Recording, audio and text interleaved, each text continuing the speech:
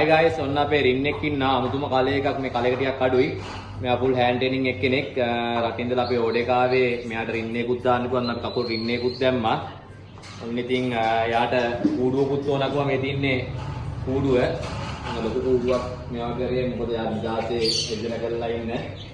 බබාලා දෙන්නෙත් තමයි ප්‍රසන්ට් එක අරින්නේ රින් එකක් දාලා රින් එකත් අපි දැම්මා.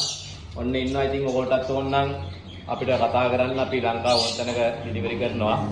මේ කලෙක ටිකක් මේ අඩුයි හැබැයි. එන්න ඉන්න ලස්සනම බැච් එක.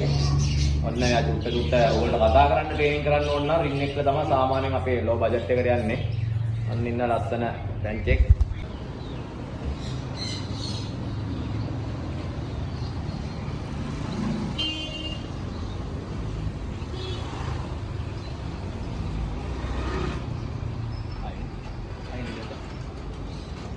hari ini ini aku ya algo